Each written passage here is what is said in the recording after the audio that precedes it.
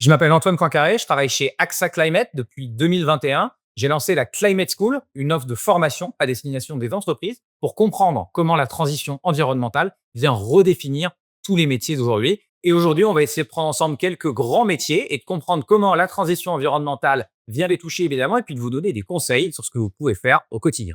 Aujourd'hui, le gros épouvantail pour les entreprises, c'est la nouvelle régulation européenne qu'on appelle la CSRD. En gros, la CSRD, c'est une énorme obligation de reporting et donc de transparence sur son impact environnemental.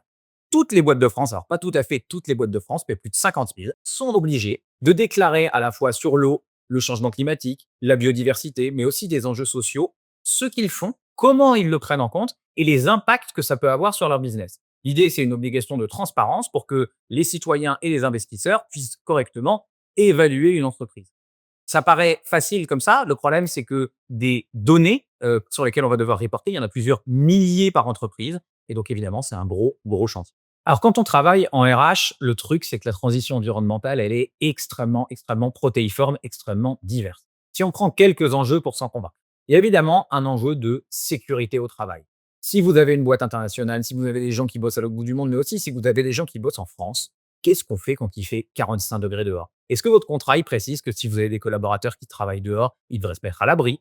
Est-ce que vous avez anticipé que les jours où il fera 45 degrés à Paris, tout le monde aura peut-être envie de venir au travail pour profiter de la clim? Le problème, c'est que vous avez dimensionné vos bureaux pour tenir compte du télétravail et que tout le monde ne vient pas en même temps. Vous avez aussi des sujets hyper importants sur l'éco-anxiété. Donc là, on est plutôt côté risques psychosociaux, des gens qui sont très inquiets à cause de la transition environnementale. Il va falloir, si on est une boîte, les en protéger un peu comme on est protégé du burn-out. Si on regarde d'autres familles de sujets, il y a évidemment un sujet de marque employeur. Aujourd'hui, une entreprise qui n'est pas capable d'avoir un discours articulé sur son empreinte environnementale, ce qu'elle fait de bien, mais aussi ce qu'elle fait de moins bien, elle va avoir de plus en plus de mal à attirer des nouveaux collaborateurs. Là, on pense aux nouveaux employés, en tout cas ceux que vous essayez d'avoir. Il faut aussi se poser la question de ceux qui sont dans l'entreprise. Il y a de plus en plus de collaborateurs engagés. Comment je fais, moi, demain, si je veux plus prendre l'avion? Comment mon RH il doit prendre ce message-là? Est-ce qu'il doit l'accepter tel quel? Est-ce qu'il y a un process? C'est des questions qu'il va falloir vous poser au sein de l'entreprise. Et puis, si on regarde d'un point de vue un peu plus stratégique, un peu plus long terme, c'est une grosse transformation du monde dans l'entreprise. Comme souvent, ça veut dire que ça a un impact sur les métiers.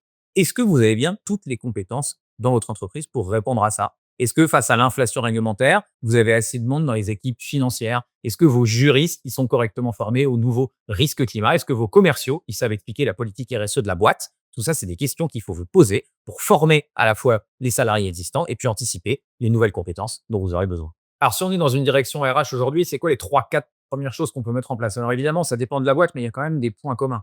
D'abord, un bilan carbone de ce que représentent les émissions du département RH en tant que tel, vos déplacements, le fait que des gens viennent pour des formations, tout ça, c'est des sujets sur lesquels vous pouvez agir assez rapidement. Il faut vous poser la question. Ensuite, je serai vous, moi, j'irai voir la direction RSE pour vérifier si on a un plan d'adaptation au changement climatique. C'est-à-dire comment on se protège des effets qui arrivent de toute façon du changement climatique. Là, vous allez commencer à toucher au sujet de la sécurité au travail, évidemment. Ensuite, essayez de trouver des ambassadeurs en interne. Vous avez probablement dans votre boîte quelques personnes qui sont hyper vocaux sur l'environnement, qui ont envie de faire des trucs. Souvent, ce sont des gens qui font ça en plus de leur métier. N'hésitez pas à les réunir, à leur demander de vous aider à construire une feuille de route. Ils auront sûrement des super idées. On a vu émerger dans les boîtes ce qu'on a appelé les collectifs. C'est une espèce comme ça de groupes formels ou informels de collaborateurs. Et si vous ne savez pas par où commencer, il y a une asso qui s'appelle Les Collectifs qui fait un super boulot pour essayer d'aider les collaborateurs à justement se regrouper sur ces sujets-là. Longtemps dans les boîtes, on a cru que le sujet de la transformation pour les collaborateurs, ça allait être des éco-gestes. Peut-être venir un peu plus au travail en VO, manger un peu moins de viande, remplacer des gobelets en plastique par des gobelets en carton. Et en gros, les boîtes avaient le sentiment de faire le boulot. Il y a eu quelque part vers, après le covid, en gros, une espèce de bascule dans les boîtes où on s'est rendu compte que les collaborateurs demandaient à être formés sur ces sujets-là. Il y a une stat qu'on aime bien d'un sondage, qu'avait fait LinkedIn, entre autres, qui est que 68 des collaborateurs veulent être formés sur les enjeux de la transition environnementale. Alors pourquoi est-ce que les collaborateurs ils veulent être formés sur ces enjeux-là? Je pense qu'il y a un peu 2 familles de raisons.